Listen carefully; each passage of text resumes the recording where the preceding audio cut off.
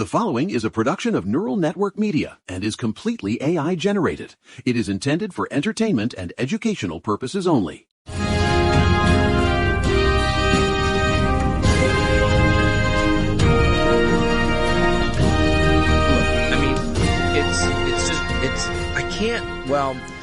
I'm sitting here staring at the barn door, which Mitch has currently decided is his personal sharpening stone for his horns.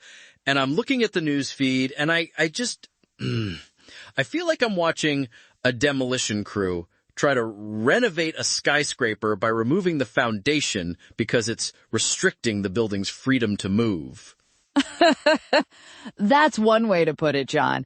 Honestly, it's more like watching a landlord set the kitchen on fire because he doesn't want to pay the plumber.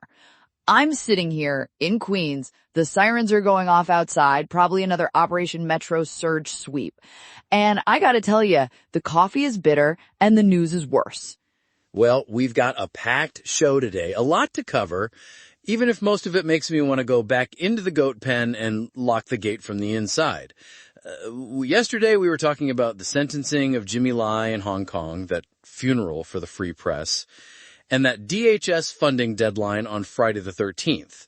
The Minneapolis trigger we discussed is still looming, and honestly, the news today feels like the fallout from all of that is just starting to glow. It's a busy episode, John. We've got progressives actually winning things in New Jersey, some rare bipartisanship on housing. Miracles do happen. And then we have to talk about the climate nuke. Yeah, the endangerment finding. We'll get there. But first, Mary, I want to talk about this bridge because nothing says America first, like threatening to block a $4 billion project that your neighbor already paid for. Oh, the Gordie Howe Bridge. I mean, look, here's the deal. This thing is a $4.6 billion link between Detroit and Windsor. Canada funded the whole thing. It's supposed to be the savior of the just-in-time supply chain. And now the president is on Truth Social saying he's gonna not allow it to open. It's like a troll under a bridge demanding a toll for a bridge he didn't even build. He wants to hold a bridge hostage? Exactly. Look, here's the thing. According to The Guardian, he's demanding the U.S. owns at least one half of the asset and Canada starts selling more American bourbon in Ontario liquor stores. It's troll under the bridge diplomacy. I mean, if it weren't so destructive, it would be funny. Honestly, John, it's like a neighborhood feud over a fence, but the fence is essential for the automotive industry. Governor Whitmer's office is calling it economic sabotage, and they're not wrong. You have 27% of all U.S.-Canada trade going over that old Ambassador Bridge. Right. If that old bridge has a structural hiccup and the new one is blocked because someone didn't get enough bourbon on a shelf in Windsor, that's not a trade policy, that's a tantrum. And it's a tantrum that hits the workers in Michigan right in the teeth. It's this voyeuristic obsession with winning, even if you're burning down your own garage to spite the guy next door. You hate to see it. It's like trying to fix a leak by blowing up the reservoir. Why bother with infrastructure when you have an all-American alternative reality to play with? Look, the Super Bowl just happened, and the MAGAverse is currently in the middle of a civil war over a halftime show. Oh, don't even get me started on the All-American halftime show. Did you see the mess with Bad Bunny? I did. Look, the guy headlines the Super Bowl. He's Puerto Rican, which last I checked makes him a U.S. citizen. He sings in Spanish, and the MAGAverse has a collective biological meltdown. Trump calls it a slap in the face to the country. Are you kidding? Right? And then Turning Point USA tried to counter-program it with an all-American halftime show featuring, wait for it, Kid Rock. Oh, God. And the stream failed. They got booted off X because of licensing, because apparently all-American doesn't mean you don't have to follow copyright law. And they had to scramble to YouTube. It was a digital disaster. But the rhetoric, John, I mean, look, you've got Laura Loomer calling him an illegal alien. It's a coordinated effort to define American as one very specific, very narrow thing. Well, if you don't fit the mold, you're an invader. even if you're the biggest star on the planet. It's performative masturbation. It's distracting everyone with a halftime show. Well, the actual machinery of the state is being used to strip people of their basic rights. Look what happened in the courts yesterday with Operation Metro Surge. Mary, you've covered war zones. Does this look familiar?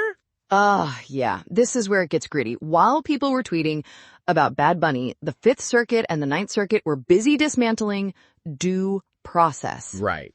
The Ninth Circuit cleared the way to end temporary protected status for 60,000 people from Nepal, Honduras, and Nicaragua. They reversed a lower court stay, and the Fifth Circuit, honestly, John, that one is terrifying. In a 2-1 decision, they upheld mandatory detention. They're basically saying the government can treat non-citizens who live here, who have families here, as applicants for admission. No bond hearings, no judge, just indefinite detention in a legal vacuum. Is that right? So the Fourth and Fifth Amendments are just suggestions now? For some people, yeah. It's a war on reality. Right? You've got 3,000 arrests in Minneapolis alone. People like Renee Good and Alex Preddy, civilian observers shot and killed.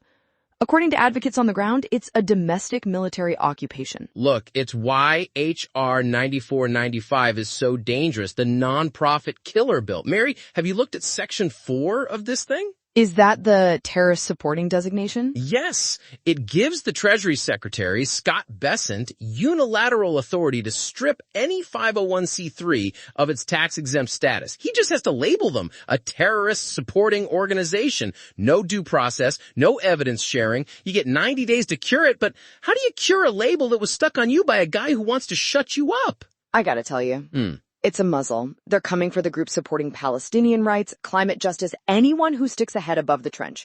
Today, Jason Smith, the Ways and Means chairman, already launched an inquiry into progressive nonprofits like Breakthrough. He called them conduits for CCP-aligned propaganda. Propaganda from the guy who supports an administration that wants to hold a bridge hostage for bourbon. The irony's so thick you could use it as insulation for a Catskills winter. I gotta tell you, John. It feels like they're hollowing out the information landscape. The Washington Post is laying off its newsroom in a strategic reset. Right.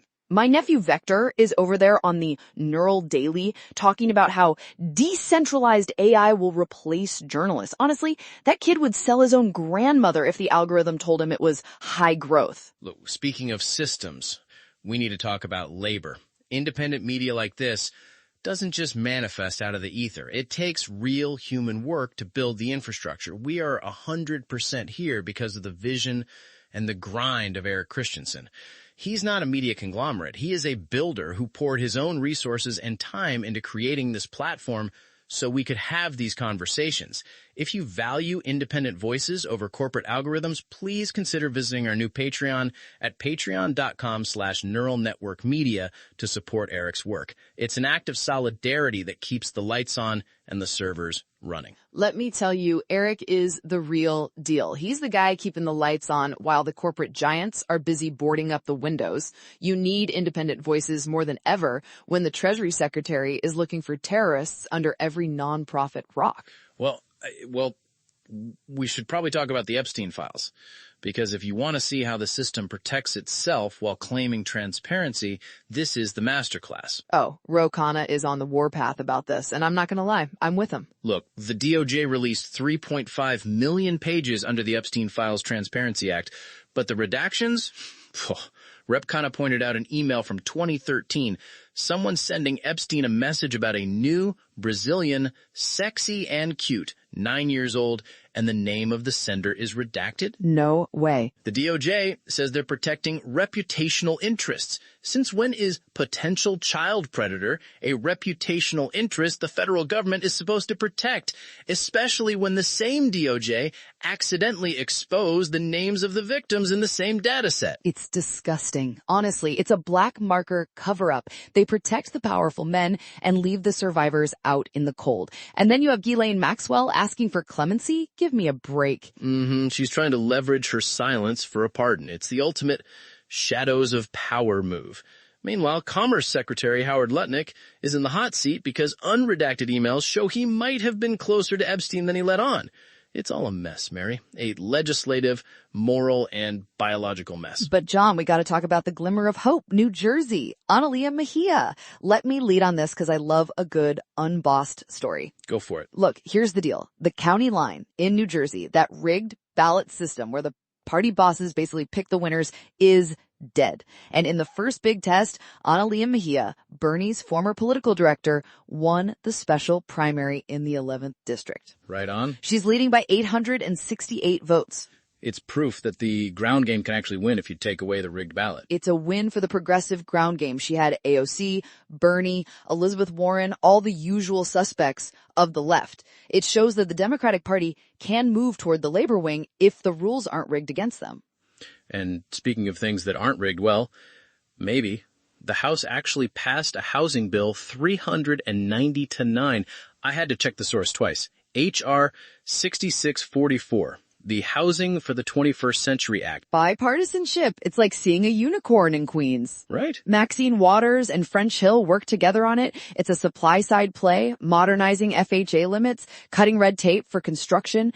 Look, I'm always wary of cutting red tape because usually that's code for letting developers build on a toxic wasteland, but we have a 4 million home shortage. People can't afford to breathe, let alone rent. The bill streamlines environmental reviews, which makes me nervous, but it also modernizes the home and CDBG programs so local governments can actually spend the money they have. Well, it's a start, but then you have Trump RX launching today, direct-to-consumer drug pricing. RFK Jr. at HHS is pushing hospital transparency. It's a weird moment, Mary. The right is trying to own affordability by being populist, while the left is fighting for the basic survival of the regulatory state. It's a war on reality, John, whether it's the climate, the courts, or the cost of insulin. We're being told that the systems that keep us safe are the ones hurting us, and the people holding the black markers are the ones we should trust. Look, we're moving into our final segment here, and Mary, you wanted to take the lead on the climate nuke. Honestly, John, this is the one that really gets my gravel going. I gotta tell you, Lee Zeldin and the EPA are basically trying to repeal science today. We're talking about the 2009 endangerment finding. Right. For people who aren't policy nerds like John, look, here's the deal. The endangerment finding is the bedrock. It's the formal scientific determination that greenhouse gases like carbon dioxide and methane are a threat to human health. Every single climate regulation in American history, from the fuel standards on your car to the carbon caps on power plants, it all hangs on that one hook. If you pull the hook out of the wall, the whole shelf collapses. And they're pulling the hook. They are pulling it hard. Lee Zeldin is calling it the largest act of deregulation in history. They're claiming it'll slash $1 trillion in costs. But John, look, the legal side of this. They aren't just saying we don't like this rule. They are trying to say the science that justified this rule is wrong. Right. They're citing that Department of Energy work group. Exactly, the 2025 work group. But here's the kicker. A federal court already ruled on January 30th that the advisory group was formed illegally. So they're using fruit from a poisoned tree to chop down the entire forest. It's legislative arson, John.